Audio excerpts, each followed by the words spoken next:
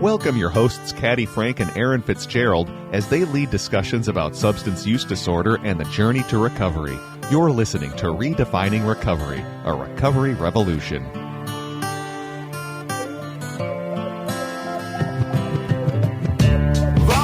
Well, here we are again, redefining recovery, a recovery revolution. A beautiful day in the neighborhood. Across from me is the ever-loving who? Sarah Kemp, like the ice cream. Like the ice cream. I know. Well, we are here redefining recovery, a recovery revolution. And before we get into our discussion, I want to say special thanks to our generous funders, including the Patrick and Amy Butler Foundation, Otto Bremer Trust, the Sauer Family Foundation, the Hardenberg Foundation. Yes, Hardenberg, thank you. Along with other foundations, corporate individual contributors for making this incredible podcast available to the greater world. And a dream come true for Caddy. Certainly is. So, Sarah, let's start ma'am. off the way we always do, which is what's right with you today? That we had a 3-day weekend from work. Oh, That's really? that's what's right with me today, because I got to do nothing yesterday, and it was lovely. Isn't it wonderful? Mm-hmm. Yeah, it's just good when we get to have those long weekends. It is, and I love this fall weather. Kind of have to snuggle up in a little blanket. Like a blanket with the kitties. Yeah. So, Caddy, what's right with you today? What's right with me today? Well, let's see. I got a kitty that's going to be adopted. And Good. you know what? TMI on so much information around that, but I am so excited that I get to find somebody who really wants to have a little black and white boy cat in their life and let him move on to his next family. And I know that sounds like a strange thing to be happy about, but I just realized I was the foster mom. And a lot of the world that we live in, there's like these temporary places and spaces, right? Exactly. Yeah. So Sarah and I were discussing what we might talk about this hour, and I had a very, very nice lunch with, I'll call this person my D. And what came out in our conversation, she's someone who does not struggle with a substance use disorder. And when she is listening to the show, or some of her peeps are listening to the show, and actually some peeps that I have that listen to the show, what comes out is that, what is this substance use disorder business? So, Sarah, what's some of the things like maybe that you encountered with your parents when you were kind of back in the day? Give everybody just a quick synopsis of Sarah's story, because you were here a while back. I was. So a quick synopsis. My drug of choice was methamphetamine, and I used for about 5 years. But my parents thought I could just, if I went to treatment, I could just stop, right? Imagine that. That's not how it worked for me. I needed to be ready on my own time, my own way, and that finally happened. Yeah. But I think that's the big misconception, is that if you have a substance use disorder, you go to treatment, then you're okay. Right. Yeah, like bing, bang, boom. But that's not how it works. No. For some people it does, and that's great. Or Caddy, I know you've never gone to treatment and you were able to stop on your own, more or less. Well, I think we can qualify that with Johnny Law sitting on one one shoulder on a corner. Hopefully Johnny Law, well, he might sitting on a corner. He might. Yeah, one sitting on a shoulder, but then also what I had messed up my own life with. Sure. But you're right. It was a different story from others. Yeah. So I think just having that understanding that if you do struggle with substance use, it can be easy, air quotes. Air quotes, yes. For some people. Mm-hmm. Easier. Easier. Yeah, I think that's the qualifier. But for some people, it just takes longer, or their journey just is an up and down roller coaster. Mm-hmm. It just depends on the person. Yeah. Yeah. So when your parents were seeing you struggle and seeing you hurt, did they ever just sort of come to you and say, Sarah, why don't you just stop? Not that I remember, because I avoided them a lot. during my substance that use. is an awesome thing to remind our listeners as well. We are not going to go to some place where somebody's going to go, you should, and this is what you need to, and I'm mad at you, right? Yep. And I know it was a lot of shame. That's partly why I didn't go over to see my parents a lot. And I just didn't want them to see me like that. Yeah. Because I didn't want them to worry, even though they were worrying. But in my head, if I wasn't around, then they weren't worrying. I know. It's strange how we... Does not make sense. It sort of justify or validate our own explanations for stuff. So that's why I'm asking these questions, because there's going to be people out there that say, well, I guess my kid is doing okay, or my partner is doing okay, or my friend is doing okay because I'm not seeing the pain. Well, we're running fast and furious from your eyes. Yep. Because we don't want you to see it, because we just don't. Because at least for me, the shame and guilt and everything that goes along with using methamphetamine and the paranoia and all that crap, you don't want people to see it. Yeah, yeah. And it's easier to hide than it is to admit. And I know when I was using alcohol, because that was my primary, I dabbled in other things, but the current day substances weren't even chemically made, I don't think, yet. Well, with the exception of some of the opiates. But when you are in the throes of substance use disorder, you're already in pain, right? Yep. And you don't want to put pain on other people. So the easiest thing to do is to just sort of disappear. And that's exactly what you did from your family's life, right? 100%. And friends even, too. I didn't talk to friends, or if I did, I'd be angry. Because the substance owns our brain, right? Yes. And so the likelihood that we're thinking clearly, even though we probably have better days and worse days, we're still not in, I'm going to use your air quotes, our right mind. No. And so this whole 101 that we're going to talk about in this time is, what are some of maybe the myths, and what are some of the realities? When I had this conversation with my D, it was like, well, if somebody overdoses, isn't that the wake-up call? And I'm like, not necessarily. No, not necessarily, because if you're not ready, you're not ready. And so we're going to discuss that, and maybe a little bit of my journey, and maybe a little bit more of your journey about. It's so hard to understand if you don't have a substance use disorder. It is, because even like when I go home, because my boyfriend, he's a normal person. He's a normie. A normie, which I hate sometimes, but it's fine. But he doesn't fully understand my job.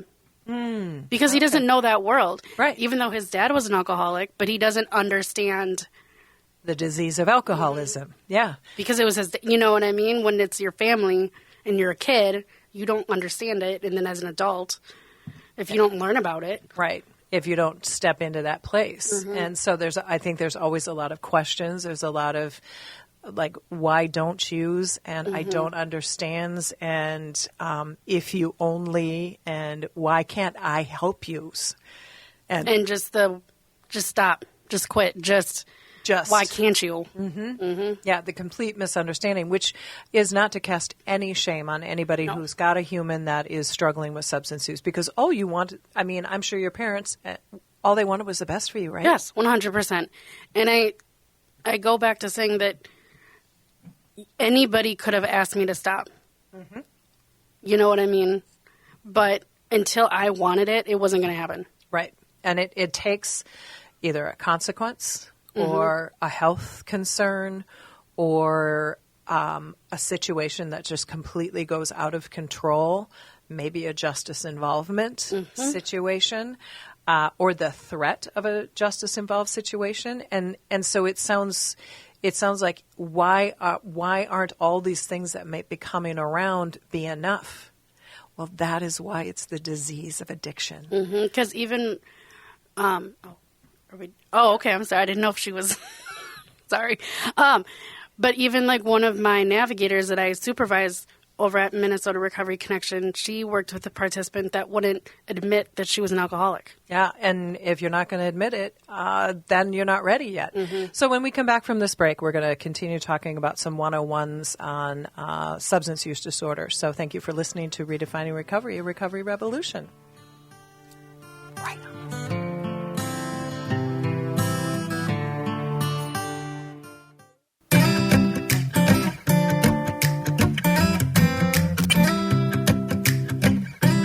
Well, we are back. Hi. Hi, Sarah. How are you? Good. Good. So if you haven't figured this out, Sarah and I work together at Minnesota Recovery Connection, and we chat all day long. Sure do. Talk about all kinds of stuff all day long. Yes, Sure we do. Yes, we do. Yes. So there's always a good back and forth. But I think what I want to help people understand is that a couple of people have come into my life recently that have struggled. One is struggling with mental health issues as well as consumption of alcohol. And another young person had a very large alcohol issue and has just now admitted that. Oh, good. And yes, but then also has mental health concerns. And what I think is really important, and we've said before and we'll continue to say, and that is sometimes the mental health issue has needing a numbing effect, so you use a chemical, right? Yep. Yeah, I did that with my anxiety. Tell me more. I don't think I knew it was anxiety until I stopped using. Right. Because I remember being very anxious over like the silliest things when I got in recovery. So I was masking anxiety. Sure. And also just masking other emotions that I didn't know what they were in the moment. But yeah, mental health, if you're struggling with it and you don't know how to name it or what it is, you'll want to numb it because you don't know what it is, and you don't want to feel it because you don't know what it is. Right. And then also the stigma around talking about mental health issues, right? I think it's gotten a little bit better, but I think there's still that stigma out there anyway. Well, and I think what happens is many times in the classes that I teach and the people that you were just discussing with one of the navigators at Minnesota Recovery Connection, somebody just didn't admit. She didn't want to admit she was an alcoholic. Right. And you know what? I think an important thing that I just learned from this situation that I have been brought into, and that is the individual that is having the alcohol drinking issues does not want to be called an alcoholic. They can't take that term because it carries so much weight. I mean, I remember when I was in treatment the first time and I said to somebody, I wish I was just an alcoholic but the perception of a methamphetamine addict is different than an alcoholic. Yeah. I mean, so I was like, I wish I was just an alcoholic because the stigma that goes around it. Yeah. So it makes sense. Yeah. And so if you think about it, this person, so we got to make sure that the person who's serving this person doesn't use that term. Because what came around with this person is that they said, I have an alcohol abuse issue. And I'm like, okay. And I wanted to, of course, correct the individual. I'm sure you did. A substance use disorder or alcohol use disorder, something like that, because that's the way I teach. But what I realized is that movement took place from I don't have a problem to I am admitting I have a problem, but I don't know the depths of it yet, even though the consequences have been building and building and building. But now this person is on a new journey because they realize they have anxiety and depression. So now this person is going to be hopefully taking some medications, started it. And what we got to remember, is it the egg or is it the chicken, or is it the chicken or the egg? Who really knows, honestly? Yeah. But they just absolutely lay on top of one another. And I think what is super important for people to remember who have individuals that are struggling with substance use disorder is like, is there any family depression, right? Is there any issues that went on in the family that were really hard to take care of? Like you said, your boyfriend Eric had a father who was an alcoholic. What was the impact on Eric in that situation? He doesn't talk about it a whole lot. He doesn't talk about his child. I mean, I know bits and pieces, but he doesn't talk about it a whole lot. And I can also tell that emotions for him are not Not a strong suit. a maybe? strong suit, which is fine because I can have the emotions for the both of us, and that's totally fine with me.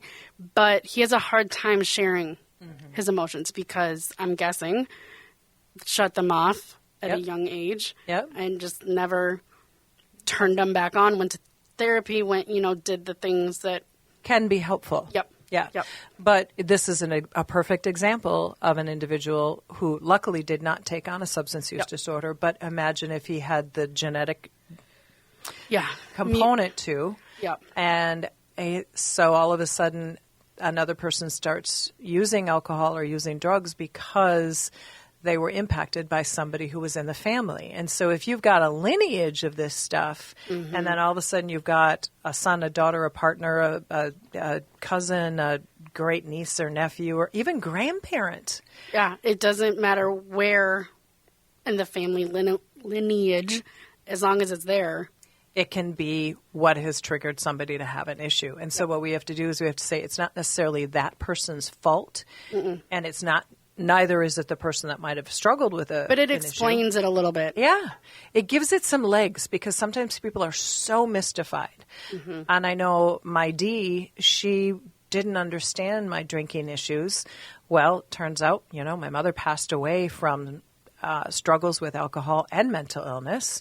And then the bio dad died of alcohol complications, and I'm sure there was some mental health issues. So go to show that I'm going to probably be a product. And then the father that I knew all of my life, and that's a whole nother story, folks. Can't remember if we've even talked about that one. Probably not.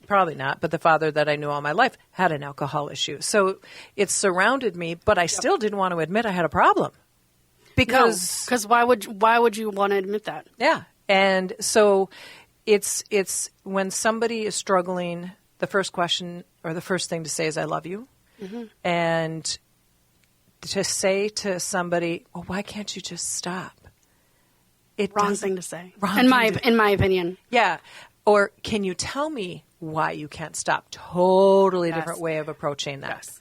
And I think, too, then that opens up the conversation more. Potentially. Maybe not. I don't know. But it has the potential to have an open conversation, an honest conversation, and not just shut it down. Right. So one of the other questions that came up was when somebody overdoses. So once you overdose, shouldn't that be like the lightning bolt to your head that, you're back from the dead? Why aren't you stopping? Not necessarily. Have you ever known somebody to come back from an overdose? Not personally, but just from what I know of just being in recovery and being in that more or less lifestyle for 5 years, you can have things happen to you, good, bad, whatever. But if you're not ready to stop on your own, it doesn't matter. At least in my opinion, it doesn't matter. You could be arrested 50 times, and if you still don't stop, that means you're just not ready. Right.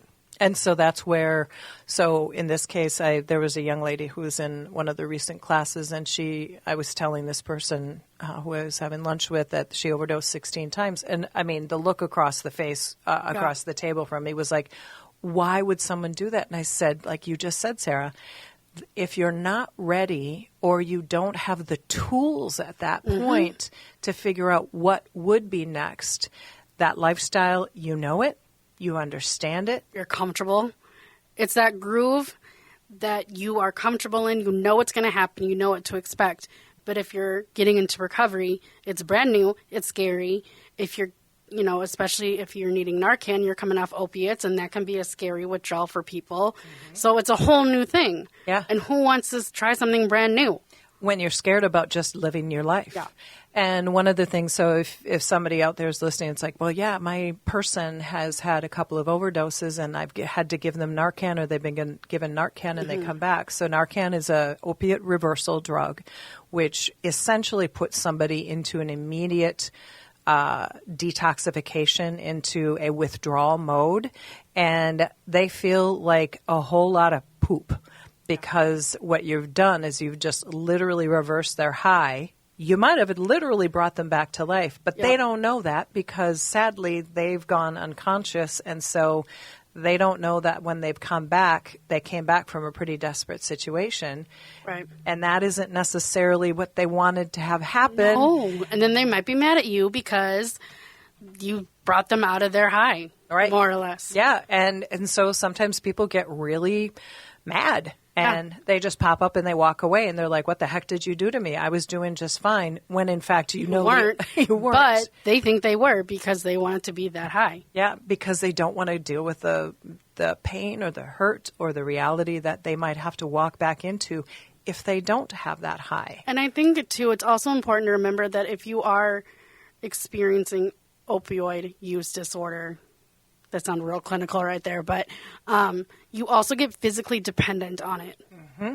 And so you may overdose and you're thinking, why isn't that the light bulb that goes off in your head? Because they're physically addicted to it. Mm-hmm.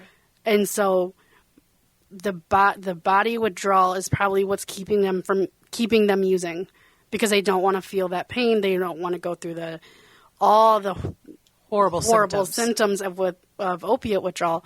So that's also plays a role in why people continue to use even if they've been Narcaned. Yeah. And I think that's a really important component when people are struggling with opiate use disorder. And we're not just talking about the people on the street smoking fentanyl. We're talking about the people who are taking it in their bathrooms every morning. That are getting it from their doctors. Yep.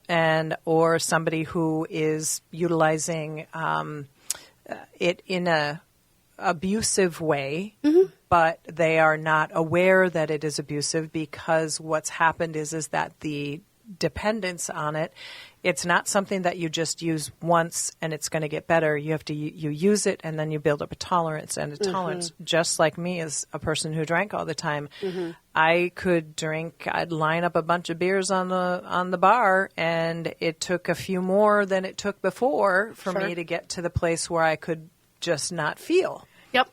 And I imagine that would happen with methamphetamine it sure as well. Did. Yes, it did. And it also became a mental thing, too. So for those that don't fully understand why you just can't stop, for me, it became a mental addiction, too. Mm-hmm. And an addiction to the lifestyle. Yep. That plays a big role. Huge role. And if you're in an unhealthy relationship that's keeping you in the lifestyle and you don't know how to get out, that's another reason why people don't stop using. Mm-hmm. So there's multiple reasons why people just can't stop. Yeah. And because it's not just about one circumstance. It usually has many different. And I really appreciate you saying that. Even if somebody's in a relationship that is unhealthy, mm-hmm. what can happen is that that's all you know. Happened to me. Yeah, I know it happened to you. And my heart breaks when in our early days mm-hmm. when we were working together, you were still struggling in mm-hmm. pulling apart from that relationship. Yep. And I would just look at her like, why don't you just leave him? Because I was saying the same darn tootin' thing that people would say to you. And I'm like, yep. Caddy, shut up. No, and the thing is, too, like, because I still loved him, I still cared about him, I needed to make sure he was, like, all these things that were still, like, codependent behavior. Mm-hmm. And then it finally... You cut the cord. Finally cut the cord, and I'm in a much better place now. But it's that needing to make sure. And also needing to be needed and needing yes. to take care of somebody else. So codependency can really play a huge part, because you find a partner, mm-hmm. regardless of the health and the best part of it, yep. that works for you.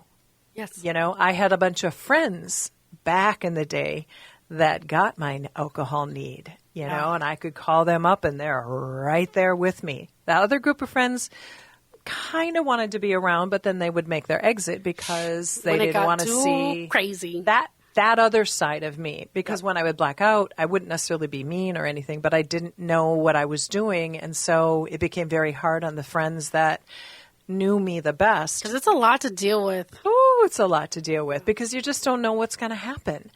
And then you're not going to remember what happened. And then it's just a vicious circle. So that's the other thing to think about when people who are struggling with alcohol use specifically. And that is, I was a blackout drunk. And I say that because that's what I was for a very long time. And so a person who's not understanding why a person drinks, and if the person that they're concerned about is somebody who's a blackout drinker, mm-hmm. they don't know a lot of what happened. And so you can say, why did you, and you shouldn't. Like, huh? And sadly, I go, so you want to fill in the blanks a little bit? Because I don't quite remember. And then, talk about shame. Yeah. Then you layer it on. Then the last thing you want to do is confront that person. So what do? You avoid them. Yep. And then you drink to forget that you want to avoid. I mean, it is a vicious circle, friends. It's a vicious circle. And until, like I said earlier, until they're ready and they are open to hearing what the tools are to get out of it, most likely it's not going to happen. But it never, what you never want to do is stop saying, I care about you and I love you. And all I want to do is I want to see you get better. And that's actually what's happened with one of these situations where a first part of a conversation about a year ago was, why can't they stop? Why is this happening? Don't they see the destruction? And now with a little bit of coaching and a little bit of, it's not even suggestions, just this is what we do at Minnesota Recovery Connection. We wrap love around people and we say, I'm worried about you. I love you. I will do everything I can. And then again, in time, like you said, Sarah, the message begins to seep in or the consequences get to a point where it's not necessarily the law, but the relationships that you're in begin to really take a hit.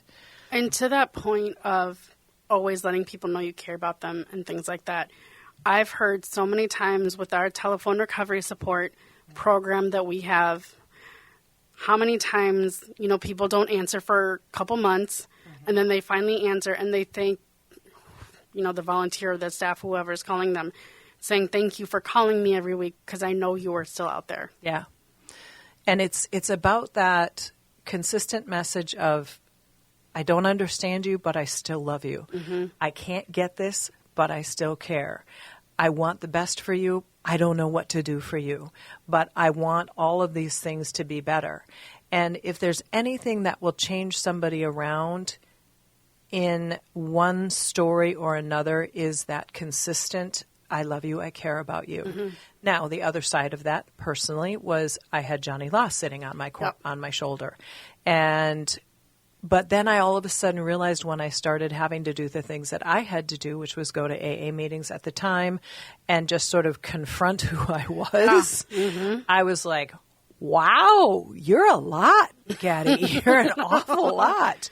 But do I want to continue to be a lot? Yeah. And really what it comes down to is there's an element of chaos. There's an element of drama. There's an element of kind of not knowing what's coming next, but being excited by that, that we get used to when we're in this. Would that be familiar to you? Yes, it is. Yeah. But it's so exhausting. Oh. It's so exhausting. And I remember when I finally got out of it, and when I moved back home with my parents, I was like, this is life, huh? This is kind of boring. Yeah. But I've grown to I appreciate so much, the quiet nights at home, or just going out with, it's such a game changer when you just know what's going to happen and nothing bad. No surprise, at least not a bad surprise. Yeah. But there's nothing that is going to be bad. Yeah. I think in that sense of a consequence of, yeah. Yep. Adam, one of our navigators at MRC, he said something, I'm not going to quote him absolutely correctly, but he was putting together what we call an elevator speech to graduate from class.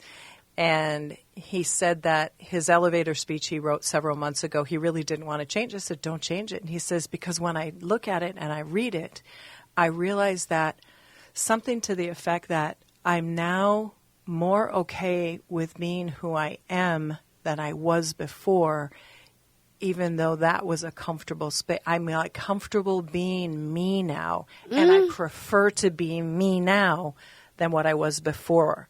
And I was like, dude, I want to get that quote correctly because that to me, and that's where I am now, and it's probably where you are now, and that is you have to get comfortable with this new human that sort of comes out of this place.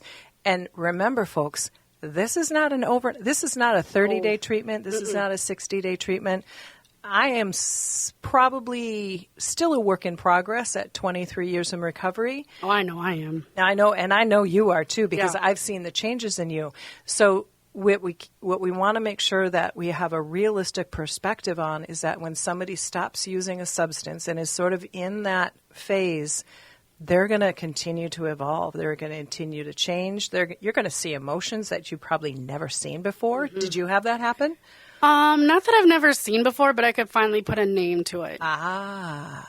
You know, and the crazy thing with me is that I went to school for counseling before I had my life just go upside down. So I kind of knew what I was getting myself into, not only when it came to using drugs, but also counseling. Right. So I kind of had an idea. So But they weren't new. it didn't give you an answer, though, No. to your substance use disorder, did it? No. So you can be all as educated and you can be as all smartified As you want, but that does not matter because it's going to, if you have that genetic component or environmental, mental, whatever you believe in, that, you know, a substance use the disease. sounds fine. Yep. It's going to happen. You could be a PhD for all I care, and it could still happen to you. Yeah. It doesn't discriminate. Nope. It You doesn't know. at all. One of the conversations I had is there's policemen, there's judges, there's lawyers, and we've heard plenty of cases, police chiefs, DAs that struggle with substance use disorder, and it doesn't matter your education, but what matters is that if somebody is in pain or somebody is struggling, what we need to do is say, not judge them, say, how can we help you? And man, you're tired of me saying that, folks. You are so tired of hearing me say that. But I think about there's, one of the DAs in Hennepin County, he ended up having to go to treatment while he was. Oh, really? Yeah, I while didn't he hear was. this story. Yeah, and it's a little bit. I think he was a DA. Can't quite remember. But the fact is that it doesn't matter what level you are. It really doesn't. You can be somebody who's really living in an encampment, or you can be somebody that is the top of their game. But if addiction has snapped you up and it has wrung you out, It's going to get you. it's going to get you, and it's going to take time to get you out of it. Because if you think of how long it took you to develop your addiction, it's going to take time, if not the same amount or longer, probably longer, to get out of it. Right. And Fully air quotes again, because I think, like Caddy said, we're always evolving and always changing. But it's going to take just as long, if not longer. Yeah. And so, the 101 part of this is that what we want people to understand is that there is no quick fix. No. I wish there was, but no. And we all wish there was. Yeah. Good Lord, if you would have been able to give me a shot, and I don't mean an alcohol shot. Oh, I did not even think that way. I did, as a person who used to do shots. But if you could give me a shot, or I could give you a shot, if we could find that miraculous cure, I would have loved you for the rest of my life. and we would have all been so wealthy. We would have been fixing the world, and we wouldn't have an opioid epidemic. We wouldn't have alcoholism that is raging through groups of individuals. We probably wouldn't have a vaping problem with young folks. We wouldn't have a smoking problem but there is no magic. No. What it is it's compassion and it's care. And so when somebody struggles, we have to remember that, to your point, Sarah, that was so beautiful. And that is, it took me 30 years to find my alcohol use disorder. And it's now taken me 20 some years to go, I don't need that no more, but it took a while to get there. I didn't have, luckily, I'm one of those people, I didn't have the urge to drink after I found my recovery, but it was the threat of the things, of the consequences. Of what could happen if you do. And that sometimes can be like a blessing and a curse, but predominantly it's a blessing because we somehow come out of this fog of what the chemical did to us and we say, boy, I don't want to go back. But do I want to go back? No, I don't want to go back. Oh, if I go back, then it's a What repeat happens? performance of what happens. And I have said time and time again, if I were to ever pick up drinking again, I would land in jail, I would kill somebody, or probably take myself to Right. another dimension, because I just don't have that off switch. And that is another thing I want to just say, and then we're going to take a break pretty soon, and that is, if somebody stops using alcohol or drugs, please be the people around them, not to say, oh, you can just have one, or you can, don't worry about that, point. because it is a problem. If somebody had a problem one day and they get better, we don't want to bring it back. Just like when somebody has a shopping addiction, or somebody has a sex addiction, or somebody has a Food. gambling addiction, somebody has a food addiction. Folks, this is a lifelong journey. This is not, it figures itself out And and it doesn't it's gone. just stay with substances. Like Caddy just said, it's everything. Phones, Yeah. Oh, good God, heavens I'm to so Betsy. addicted to my phone. Oh, jeez, those cat videos. What am I going to do with them? Yoy. So we're going to continue this conversation. You're hearing a common theme, and it's a theme that never goes away from me, which is we have to love the person that's struggling, care for the person, and listen to them. Let them have a voice in their recovery, because their recovery is as important to them as it is to you. So we'll be back, Redefining Recovery, a Recovery Revolution, with Sarah Kemp, like the ice cream. And Caddy Frank. Thank you. One thing that I've learned through this year of being alone, I can feel it in my bones.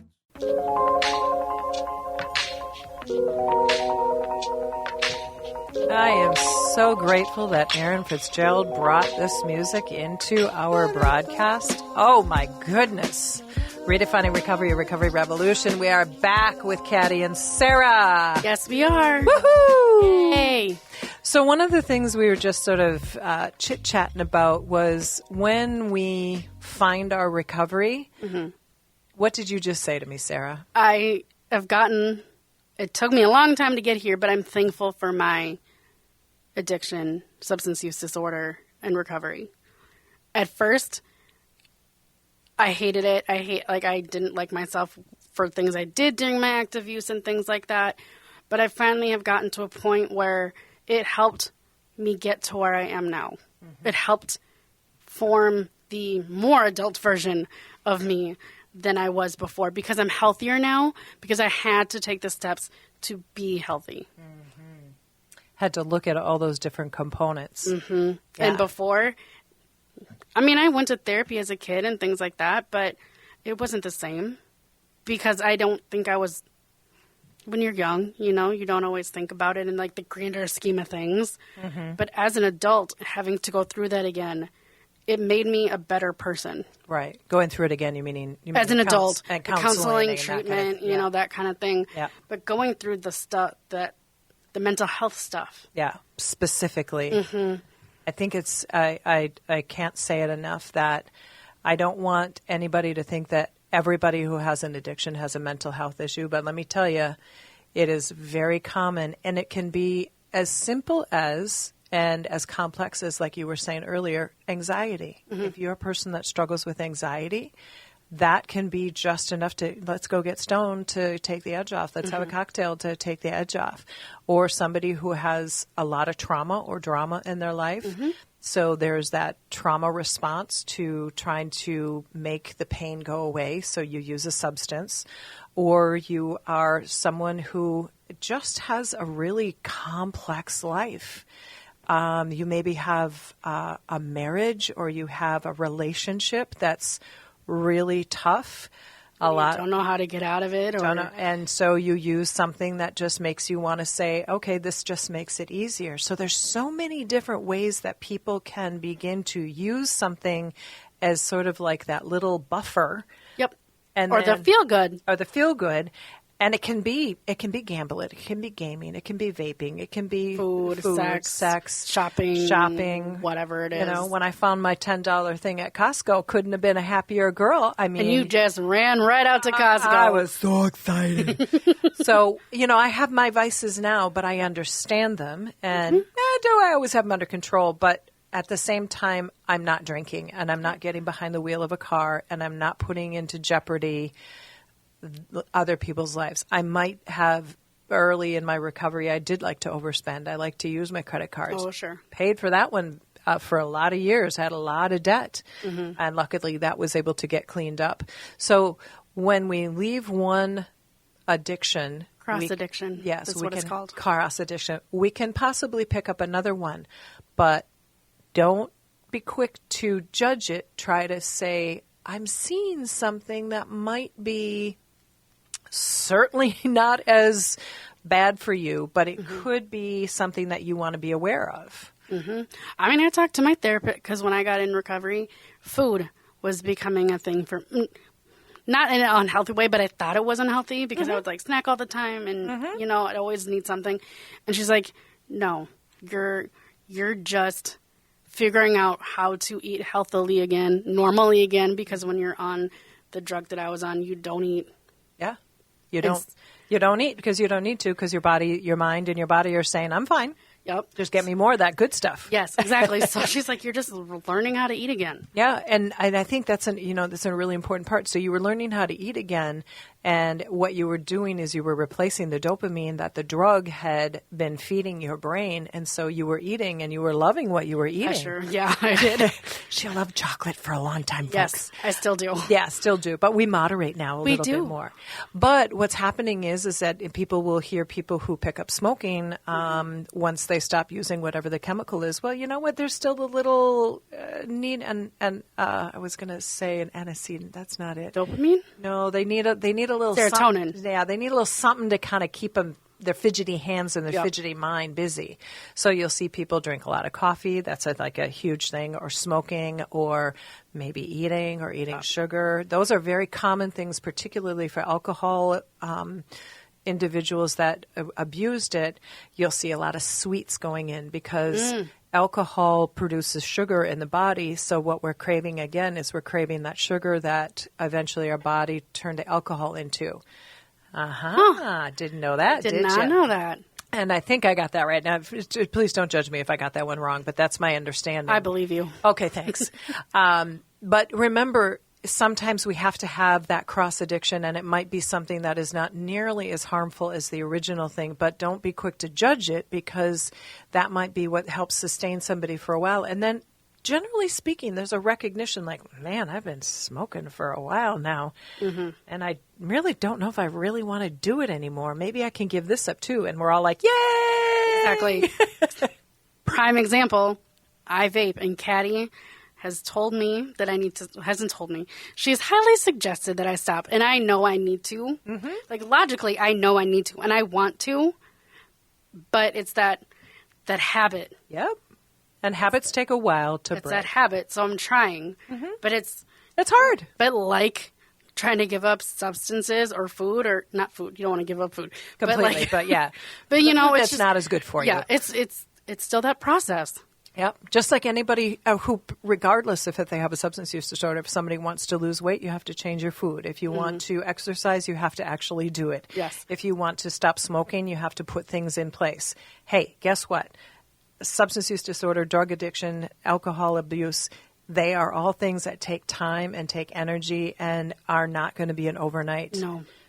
Somebody who's got a gaming issue, you've got to pull back. You have to you've got to find out what's going on in your head. And it all revolves around that dopamine and serotonin and that just happy drug in your brain. Because who doesn't love to feel that? Yeah, who doesn't love to it? So I almost said make love to it, but I just said that out loud. That's not what I meant to say, folks. So when we talk about substance use disorder 101, it comes down to having patience, having love, having care, not quick to judge, not quick to question, but to Sarah's point earlier, listen. And somebody might not be quick to open up, and you're going to see consequences to actions, and you're going to say, isn't that enough? And the answer is no, because I'm not, as Sarah said several times, I'm not ready yet. But then you say, when you're ready, I'm right here. Is there anything I can do right now to help you along on that journey? Because if somebody is locked in their addiction, the last thing they want you to do is come down on them. Yeah, because that's going to make them push back. Yeah, and go even potentially. Potentially, I shouldn't say potentially go deeper, go far. You know what I mean? Because they feel like they're being judged. Yeah, and it's so hard for people who are out there and have seen, like your boyfriend, I'm thinking he's seen the damage that a parent can do. I've seen the damage a parent can do. I've seen the death of a parent. And you think, I'll never do that. Yeah. And some might not, and some might, because you think, why would you want to do that? Well, you know what? There's learned behavior that happens in families or in systems that you're part of. So if you think that somebody would never do something because they saw the damage from it, it might not work out that way either. And it's not that they're a bad person. It's just something that became somewhat, air quotes, normal. And it can take a long time for processing. And then it can happen whenever It happens. Yeah. We have to unwind a lot of things that we've seen, done, and experienced. And that unwind is something that is very hard for a lot of people to see who aren't struggling with it. So for those of you listening, we hope maybe this conversation just maybe didn't answer questions. This just gave it a little bit more breath to it. We really appreciate you listening to Redefining Recovery, Recovery Revolution. Sarah, Thanks for having me today. I adore you. I adore you too. So I want to say thank you to everybody for joining this wonderful journey that we get to be on. Become a donor, become a monthly donor, become a volunteer, become an annual donor, become something with Minnesota Recovery Connection. We have so many services that can help you. So thank you for listening. MinnesotaRecovery.org. You can get more information. Thank you. Bye.